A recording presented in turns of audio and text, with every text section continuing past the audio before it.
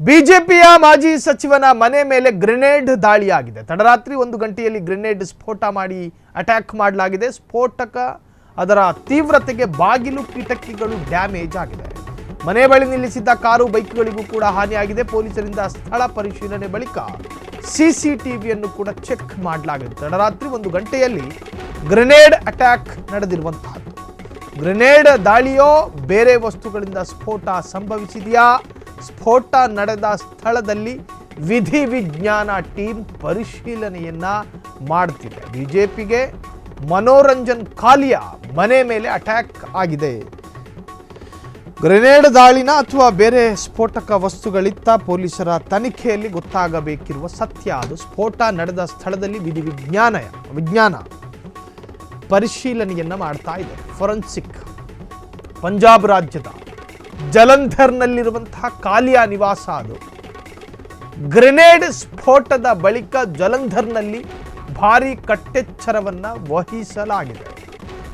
ರೈಲು ನಿಲ್ದಾಣ, ಬಸ್ ನಿಲ್ದಾಣ, ಏರ್ಪೋರ್ಟ್ಗಳಲ್ಲೂ ಕೂಡ ಖಾಕಿ ಪಡೆ ಹದ್ದಿನ ಕಣ್ಣಿಟ್ಕೊಂಡು ಕೂತಿದೆ. ಬಿಜೆಪಿ ನಾಯಕನ ಮನೆ ಮುಂದೆ ಗ್ರೆನೇಡ್ ಸ್ಫೋಟ ಆಯಿತು. ಅಲ್ಲಿ ಅಕ್ಕಪಕ್ಕದಲ್ಲಿ ನಿಲ್ಲಿಸಿದ್ದಂತಹ ವಾಹನವೂ ಕೂಡ ಹಾನಿಗೆ ಒಳಗಾಗಿದೆ. ಪಂಜಾಬ್ ರಾಜ್ಯದ ಜಲಂಧರ್ನಲ್ಲಿರ್ತಕ್ಕಂತಹ ಕಾಲಿಯಾ ನಿವಾಸ. ತಕ್ಷಣ ಪೊಲೀಸರು ಬಂದವರೇ. ವಿಧಿವಿಜ್ಞಾನ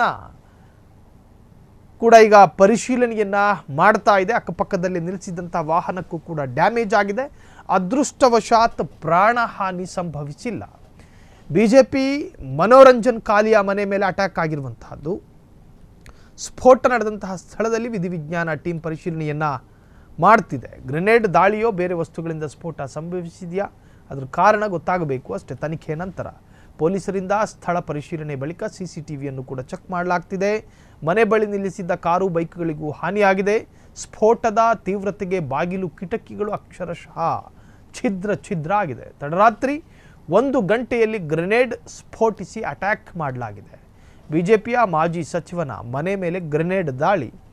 ಇದಕ್ಕೆ ಏನು ಕಾರಣ